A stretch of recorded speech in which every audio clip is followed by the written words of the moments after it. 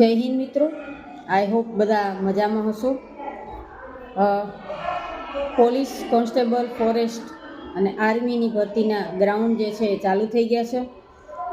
ક્યાંક ને ક્યાંક આપ સૌને ગ્રાઉન્ડ કરવાની ક્યાંક ને ક્યાંક તકલીફ પડતી હશે. ઘણી વખત તમારું મન જે છે એ હારી જતું હશે. છોકરાઓ માટે ખાસ કે 5 કિલોમીટર દોડ હોય તો એમાં સ્ટેમિના વધુ જોઈએ.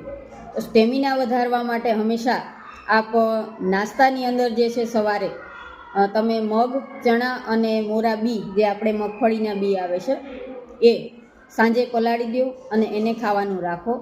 ત્યારબાદ પૂરતો ખોરાક લ્યો, બપોરના ટાઈમ સારું જમી લો.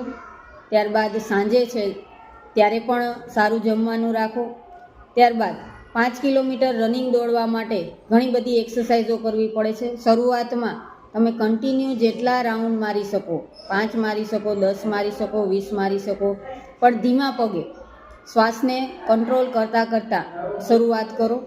ત્યારબાદ એમાં વધારો કરતા જાઓ, ઉમેરો કરતા જાઓ. જેવું જેવું તમે દિવસ પસાર કરતા જાઓ એમાં એક એક રાઉન્ડનો વધારો કરતા જાઓ. હાર્ડ એન્ડ ફાસ્ટ કરવાની જરૂર નથી.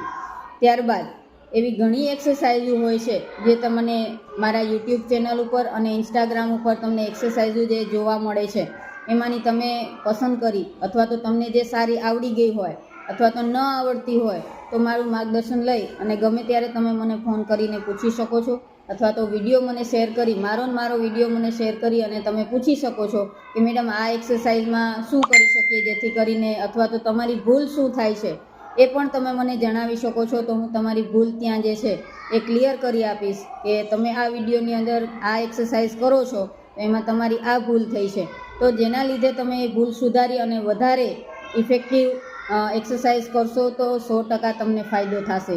જય હિન્દ, જય